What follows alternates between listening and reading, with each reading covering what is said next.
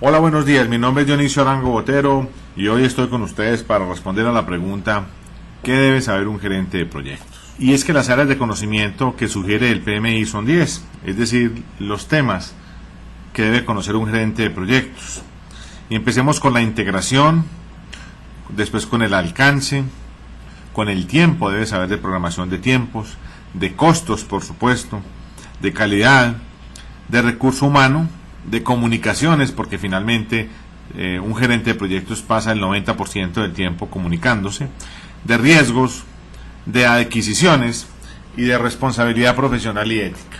Son pues 10 temas sobre los cuales no tiene que ser un experto o un especialista, pero sí conocer de cada uno de ellos y determinar en cada proyecto qué tanta intensidad debe aplicarle a cada una de estas áreas de conocimiento.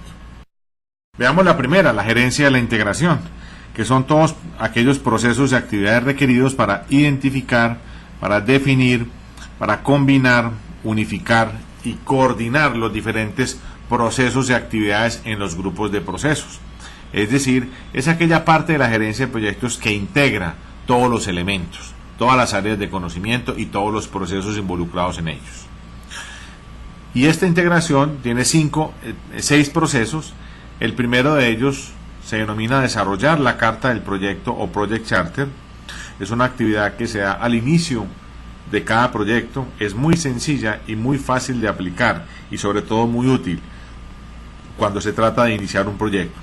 Y veremos su aplicación y su implementación la próxima semana. En segundo lugar, desarrollar el plan del proyecto. En tercer lugar, desarrollar, administrar su ejecución. Cuarto, monitorear y controlar el trabajo. Quinto, elaborar un control integrado de cambios. Y es que recordemos que todos los proyectos tienen cambios.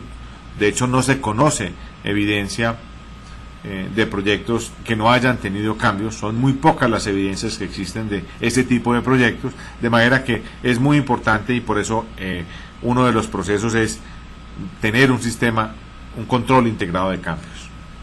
Y por último, cerrar el proyecto, una actividad que se hace al final del mismo.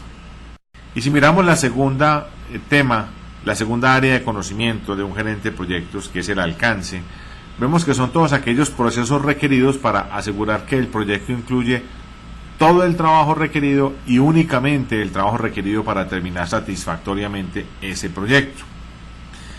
Y en el alcance tenemos que identificar el del producto y el del proyecto. En el caso del producto, ¿cuáles son las cualidades y las funciones que lo caracterizan? Si fuéramos a construir una casa y ese fuera nuestro producto, pues cuáles son los materiales que vamos a utilizar, si vamos a utilizar ladrillo, cemento, acero de refuerzo, arena, qué es lo que vamos a utilizar. Quizás deberíamos de precisar como alcance el área de la casa, cómo va a estar distribuida cada una de las habitaciones o de los sitios que conforman la casa. Y el alcance del proyecto tiene que ver con el trabajo requerido para entregar ese producto que se denomina casa. Estamos hablando del flujo de caja, de la programación de tiempos, del presupuesto, del plan del proyecto, del plan de comunicaciones que tenemos, del sistema de control de cambios, de la carta del proyecto que recién revisamos hace un momento, en fin, de todas aquellas cosas que hacen parte integral del proyecto y que ayudan a elaborar el producto del mismo. Y ese alcance tiene 5 procesos. En primer lugar, la recopilación de todos los requerimientos que tiene ese producto. En segundo lugar, la definición del alcance. Es necesario definirlo muy claramente, lo más preciso posible el alcance. En tercer lugar, crear la estructura desglosada de trabajo, que es una herramienta supremamente sencilla de desarrollar, de utilizar y sobre todo de implementar en los proyectos y que nos permite tener en un solo mapa global todas las actividades y todo el alcance relacionado en el proyecto, al punto que lo que no esté en esta estructura desglosada de trabajo es porque no forma parte del alcance del trabajo. En cuarto lugar está la verificación del alcance y en quinto lugar el control de cambios del alcance, porque recordemos pues que que los cambios siempre están presentes en los proyectos, y debemos entonces tener un proceso que nos permita atender esa circunstancia. La integración con 6 procesos y el alcance con 5, y si le agregamos todos los procesos de las restantes 8 áreas, encontraremos que son 42 los procesos en los que interviene un gerente de proyectos, y son las áreas de conocimiento que debe tener en cuenta.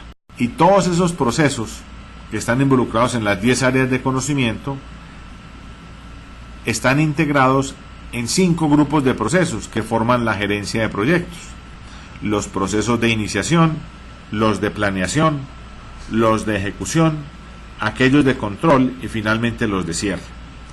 Y fíjense cómo la planeación, la ejecución y el control interactúan permanentemente, y al final entonces se termina con el cierre.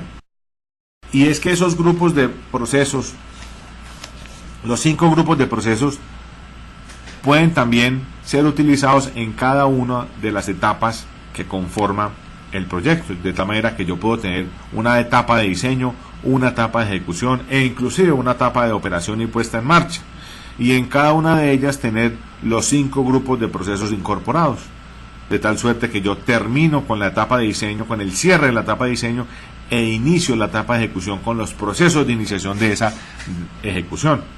Y de hecho podría tener inclusive 2 empresas diferentes, una desarrollando la etapa de diseño y otra desarrollando la ejecución del producto de ese diseño. Yo podría tener unos diseñadores que me diseñaran la casa y una persona distinta para que se encargara de la ejecución de esa casa o de esa estructura que yo voy a desarrollar. Y si miramos los procesos en el tiempo, encontramos que efectivamente empezamos el proyecto con los procesos de iniciación y lo terminamos con los procesos de cierre. Y en la mitad encontramos los de planeación, los de ejecución y los de control. Y veamos un par de características interesantes de esta gráfica. En primer lugar, que el control inicia y termina con el proyecto, permanece durante todo el tiempo y durante todo el ciclo de vida del proyecto. La planeación, por su parte, permanece durante la mayoría del tiempo de ejecución, que es la curva roja que ustedes ven en la pantalla. Y fíjense cómo, iniciada la planeación, al poco tiempo inicia la ejecución, y son 2 actividades que permanecen buena parte del tiempo, hasta que finalmente termina la planeación y nos queda todavía algo de ejecución. Y aquí debo mencionar que no es del todo cierto cuando se menciona que un proyecto primero se planea y luego se ejecuta. Realmente se planea y se ejecuta de manera simultánea durante la mayor parte del tiempo, hasta que en la fase final, en la etapa final del proyecto, ya solamente se ejecuta. Y los procesos de cierre, deseo resaltar la característica que tiene el hecho que son actividades que deben iniciarse antes de que la ejecución termine, de tal forma que podamos desarrollarla de la mejor manera posible, lo más eficiente posible, utilizando o apoyándonos en el equipo de trabajo que desarrolló los procesos de planeación y de ejecución.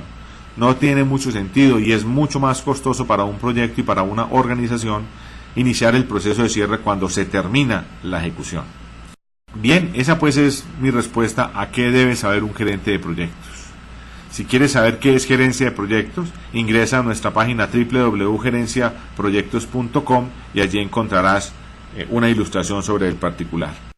Y te espero la semana entrante para ver cómo se inicia un proyecto. Hasta pronto.